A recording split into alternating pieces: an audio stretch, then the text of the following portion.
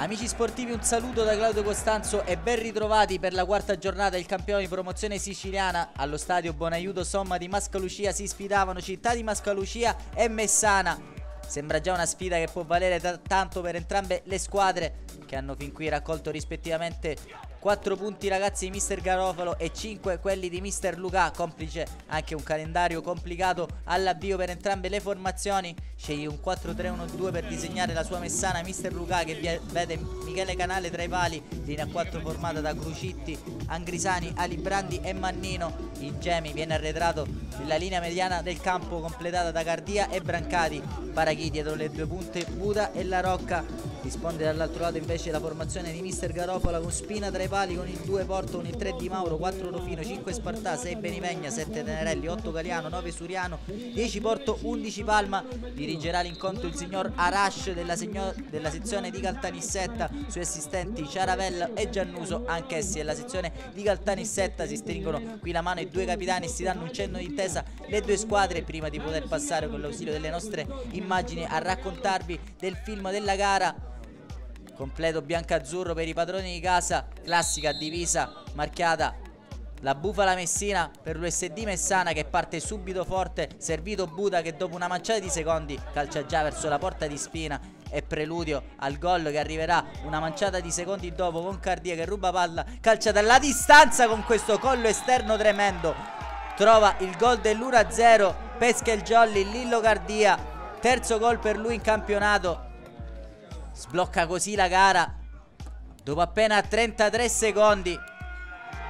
E forse un record per le nostre telecamere questo, ve lo faremo sapere in settimana. Intanto la Messana è già avanti al Bonaiuto Somma di Mascalucia, e anche l'occasione per raddoppiare dopo pochi minuti qui con Ingemi, che prova ad accentrarsi per trovare il mancino, che però si spegne largo alla destra di Spina. L'occasione però per i padroni di casa arriva al 13° con questo calcio di punizione che verrà affidato al numero 5 Alfio Spartà, che sorprende così Canale e firma il gol del pari per il Mascalucia. Tutto da rifare per la Messana.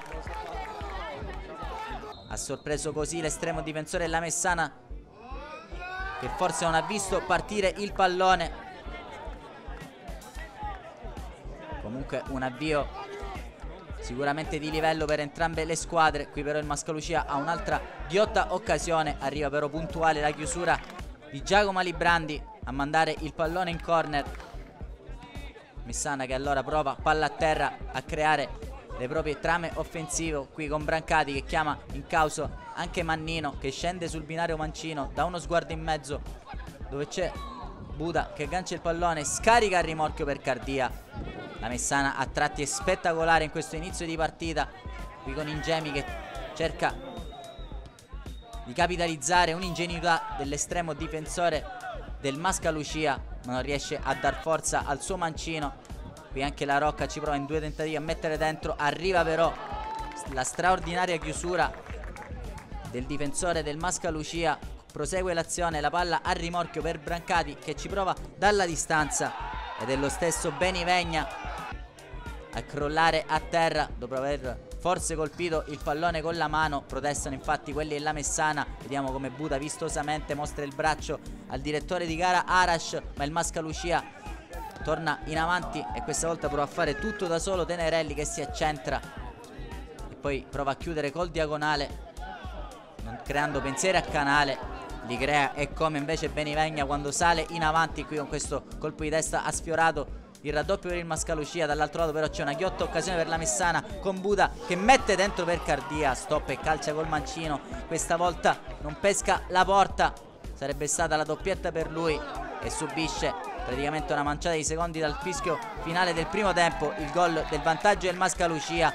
Malissimo la difesa di Mister Luca, che libera Suriano a tu per tu con Canale, lo scarta per il più facile dei tap-in. Vediamo come sia perfettamente in linea ben prima della linea difensiva l'esperto numero 9 in forza al Mascalucia, che qui ha un'altra clamorosa occasione. Salvataggio clamoroso di Crucitti, avvenuto però a gioco fermo per un fischio del direttore di gara Arash, che di lì a poco manderà le due squadre a riposo. Al vantaggio iniziale dopo una manciata di secondi di Gardia ha risposto il Mascalucia con le reti che portano la sigla di Spartà e Suriano.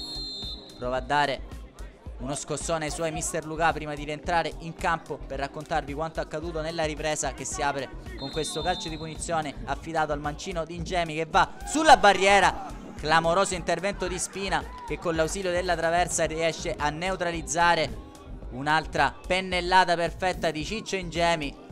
Rivediamo come il numero 23 del Mascalucia riesca a mandare il pallone sulla traversa. A un'altra occasione la Messana, questa volta con Capitan Buda che non riesce a centrare la porta.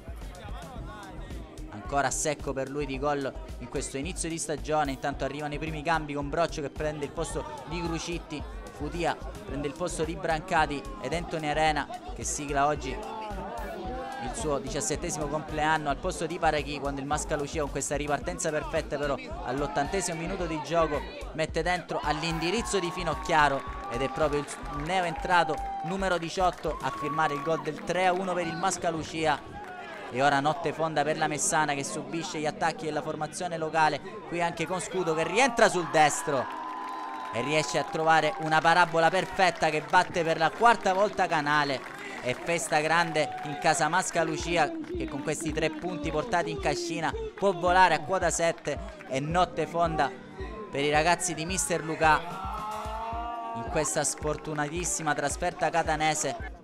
Sicuramente risultato che risulta largo per quanto visto sul rettangolo di gioco, o almeno per quanto concerne la qualità del gioco espresso. Qui ha provato anche Anthony Arena a rendere meno amaro il suo compleanno, ma l'occasione più ghiotta è ancora per i padroni di casa, che qui sciupano tutto.